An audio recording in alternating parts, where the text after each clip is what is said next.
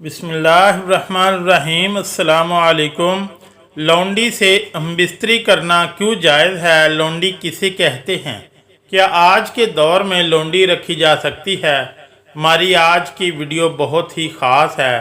तमाम हजरात से गुजारिश है कि वीडियो को मुकम्मल देखिएगा। लौंडी क्या है और इससे हमबिस्तरी करना क्यों जायज़ है? अक्सर हमारे माशरे में पूछा जाता है कि लौंडी किसे कहते हैं, लौंडी कौन होती है और इससे हमबिस्तरी करना क्यों जायज़ होता है, और क्या आज के दौर में लौंडी रखना और इससे हमबिस्तरी करना जायज़ है? शरीयत क्या कहती है? दरअसल लौंडी ज़र खरीद गुलाम की मुअन्नस है, यानी फ़ीमेल सेल्फ को उर्दू में लौंडी कहा जाता है। कदीम अरबी और दूसरे माशरों में गुलाम रखना आम बात होती थी, जिसे लोग अपने घरों, कारोबारों और खेतों का काम करवाया करते थे। इन लोगों को दो शक्लों में गुलाम बनाया जाता था। पहली शक्ल ये थी कि इनको बुर्दा फरोशों के बाज़ार से ख़रीदा जाता था।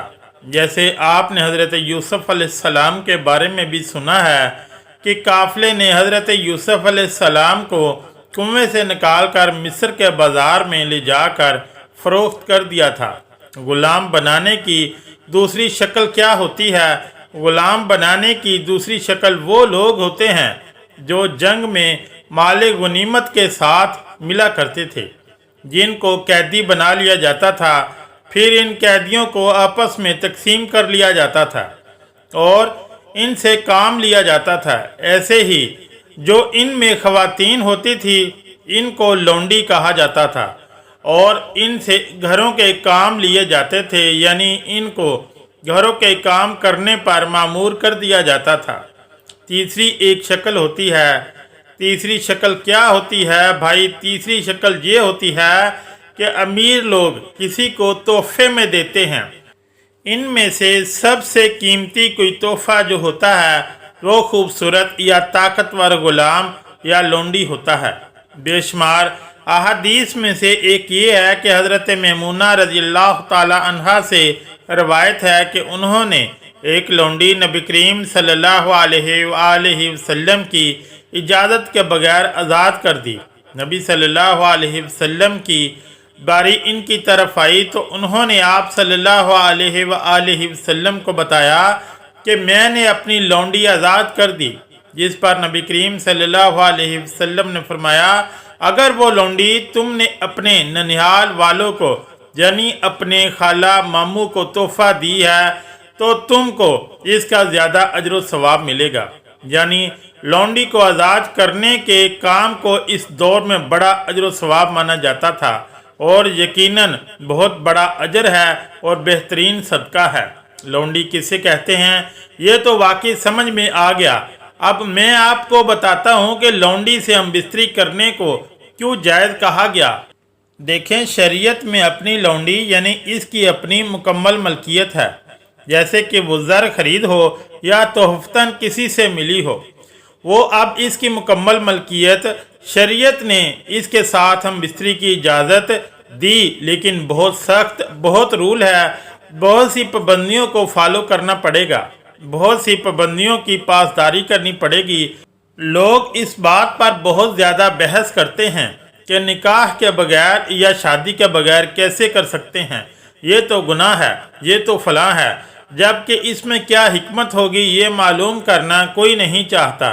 जबकि हदीस मुबारका में है कि मर्दों पर के अपनी बीवियों और लौंडियों से हम बिस्तरी करने में कोई मलामत नहीं है, ये इसके लिए जायज़ है। अब बताते हैं कि जब एक माशरे में गुलाम और लौंडी लाए जाएं और इनकी जिनसी तस्कीन ना हो पाए तो माशरे में बेरवा रवी बढ़ेगी या फिर कम होगी। इसलिए मालिक अपने गुलाम औरतों से हम बिस्तरी कर लेता है, लेकिन बहुत ज़बरदस्त रूल है जिसको फॉलो करना पड़ता है, क्योंकि इस दिन रिवायत को इस्लाम ने ख़त्म करना था और इंसान को गुलामी से निजात दिलानी थी। इसमें हिकमत की ज़रूरत थी, क्योंकि अगर नबी करीम सल्लल्लाहु अलैहि वसल्लम ये हुक्म फरमा देते कि लौंडियाँ आज़ाद हैं और ग़ुलामी का दौर ख़त्म हुआ तो हर घर से लौंडियाँ आज़ाद होती, लिहाजा अब इनको हिफाजत तो ना मिलती। साफ जाहिर है कि इनको गुलाम नहीं संभाल सकते थे, क्योंकि वो खुद सिर्फ 2 वक्त के खाने पर अपनी मलकियत खो चुके होते थे। वो इन लौंडियों की कैसे हिफाजत कर पाते। समझ में आने वाली बात है कि इस सूरत में मुआशरे में बुराई और फहाशी आम हो जानी थी, जबकि मकसद क्या था? गुलामी को ख़त्म करना था, मुआशरे को ख़राब करना नहीं। यानी गुलामी को ख़त्म करना। तो नबी करीम सल्लल्लाहु अलैहि वसल्लम ने बड़ी हिकमत से इस निज़ाम को ख़त्म किया, इस सिस्टम को ख़त्म किया कि लोग निकाह की बात करते हैं कि निकाह तो नहीं किया तो ये कैसे जायज़ होगा। अरे भाई, निकाह भी तो नबी करीम सल्लल्लाहु अलैहि वसल्लम की सुन्नत ही तो है। अगर नबी करीम सल्लल्लाहु अलैहि वसल्लम ने लौंडी को निकाह के बगैर जायज़ करार दिया था तो इसको मानने में कौन सा हर्ज था। रूल्स निकाह में भी फॉलो करने हैं और इस अमल में भी फॉलो करने हैं। अब रूल्स के बारे में सुनिए, क्या रूल्स हैं।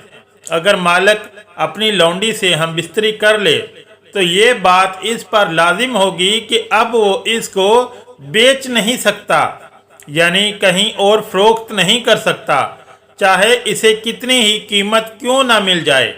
और इससे पैदा होने वाले बच्चे आपके बच्चे कहलाएंगे, गुलाम के बच्चे नहीं, और आपकी जायदाद में बराबर की हकदार होगे। लिहाजा अब गुलामी ख़त्म हो गई और वो लौंडी अब आपकी बीवी बन जाएगी। तो मालकान को अपनी लौंडियों से हम बिस्तरी करने की इजाज़त भी दी, जिससे वो एक गुलाम से घर की मालकन बन गई। देखिए कितनी हिकमत है इस बात में कि गुलाम से वो घर की मालका बन गई और इनसे पैदा होने वाला बच्चा बिल्कुल ही वैसा पहचान पाएगा, क्योंकि यानी फ़लाँ शख्स का बेटा या फ़लाँ शख्स की बेटी है। तो इन गुलामों की औलादों के सर पर भी गुलामी का दाग धीरे धीरे ख़त्म हो जाएगा। बेशक इसमें कोई शक नहीं कि इस्लाम एक सच्चा दीन है। अब ये आपके सामने है कि इस दौर के बाद कोई लौंडी या गुलाम इस्लामी दुनिया में मौजूद नहीं है, बल्कि इसका नाम ही ख़त्म हो गया। और आज इसके बारे में सवाल करते हैं और मालूमात हासिल करना चाहते हैं, क्योंकि गुलामी अब तारीख़ बन चुकी है। अब बात यह है कि क्या लौंडी आज भी रखी जा सकती है? क्या घर में काम करने वाली भी लौंडी है? क्या इनसे हम बिस्तरी करना जायज़ है? तो सबसे पहली बात कि लौंडी ज़र खरीद होती है, तनख्वाहदार नहीं। सैलरी वाली जो हमारे घर में काम वालियाँ होती हैं, इनको हम लौंडी के दायरा कार में शामिल नहीं कर सकते। लिहाजा नौकरानी से हम बिस्तरी करना ज़ना में शामिल होगा। तो आजकल के दौर में लौंडी का तसव्वुर इसलिए नहीं किया जा सकता कि ज़र खरीद औरत खरीदना ही नामुमकिन है जिसको गुलामी में रखा जा सके। हाँ, अगर आपको ज़र खरीद मिल भी जाती है तो इससे निकाह के 2 बोल पढ़वाने में क्या हर्ज है। अगर आप लौंडी को बीवी की तरह इस्तेमाल करना चाहते हैं और इसके बच्चों को पूरा हक भी देने पे राज़ी हैं तो इसके साथ निकाह के 2 बोल पढ़वाने में क्या हर्ज होगा, क्योंकि गुलामी का दौर तो ख़त्म किया गया। अब गुलामी दोबारा कैसे मुमकिन है, कैसे जायज़ हो सकती है। तो उम्मीद करता हूँ कि आज की वीडियो आपको पसंद आई होगी। दुआ है कि अल्लाह ताला हम सब को शरीयत के मुताबिक ज़िंदगी गुजारने की तौफीक अता फरमाए और हम सब को दीन हक पर चलने की तौफीक अता फरमाए। आमीन या रब्बुल आलमीन। अगर वीडियो अच्छी लगी तो चैनल को लाइक और सब्सक्राइब ज़रूर करें। शुक्रिया।